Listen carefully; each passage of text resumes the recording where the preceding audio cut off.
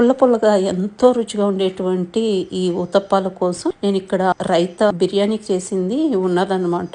ఈ మాత్రం క్వాంటిటీ ఉందండి, ఒక గ్లాస్ వరకు. లేదు మన దగ్గర అది లేదు అంటే కనుక ఒక గ్లాసు చిక్కడ మజ్జిగ తీసుకుని దాంట్లో ఉల్లిపాయ, పచ్చిమిర్చి, అల్లం ముక్కలు, రుచికి సరిపడా సాల్ట్, కొత్తిమీర ఇవన్నీ వేసుకుని తర్వాత ఇక్కడ నేను ఒక కప్పు సూజీ వాడుతున్నానండి, బొంబాయి రవ్వ అంటే ఉప్మా రవ్వ. ఈ మాత్రం క్వాంటిటీ కంటే ఒక గ్లాసు మజ్జిగకి ఈ మాత్రం క్వాంటిటీ వేసుకుని నేను ఒక 15 to 20 minutes పక్క పెట్టేశాను. చక్కగా అది అంతా నాని పిండి చూసారా చెక్కబడ్డది. ఇందాక పలుచగా ఉంది కదా. సాల్ట్ ఆల్రెడీ రైతాలో ఉండటం నేను సాల్ట్ మిక్స్ చేయలేదండి. ఇంకా ఊతప్పాలు వేసేసుకోవచ్చు. ప్యాన్ ని గ్రీజ్ చేసుకుని టిష్యూ తోటి జస్ట్ అట్లా గడితో వేసుకోవడమే. మనము దోశ స్ప్రెడ్ చేసుకున్నట్టు స్ప్రెడ్ చేయలేదండి. పైనుంచి కొంచెం ఆయిల్ స్ప్రింకిల్ చేసుకుని రెండు వైపులా రెడ్ కలర్ కి వచ్చేలాగా కాల్ చేసుకుంటాం. ఎంత బాగుంటాయో తెలుసా అండి, చాలా చాలా బాగుంటాయి. బిర్యానీ చేసుకున్నప్పుడు ఎప్పుడైనా రైతా ఉండిపోతే కనుక ఈ విధంగా చేసుకోవచ్చు. లేదు అచ్చంగా మజ్జిగ తీసుకుని చేసుకున్నా కూడా ఈ విధంగా చేసుకోవచ్చు. మీకు ఇది అంటుకుంటుందేమో అట్లాంటి డౌట్ ఉంటే కనుక ఒక టేబుల్ స్పూన్ రైస్ ఫ్లోర్ గానీ, ఒక టేబుల్ స్పూన్ గోధుమ పిండి గానీ మిక్స్ చేసుకోవచ్చు. సరే పైన అంతా ఆ విధంగా మనకి డ్రై అవుతున్నప్పుడు మనం రివర్స్ చేస్తాం అనమాట. అప్పుడు ఇంకా అసలు మనకి ప్రాబ్లం అనేది ఉండదండి. మాత్రం క్వాంటిటీకి నాకు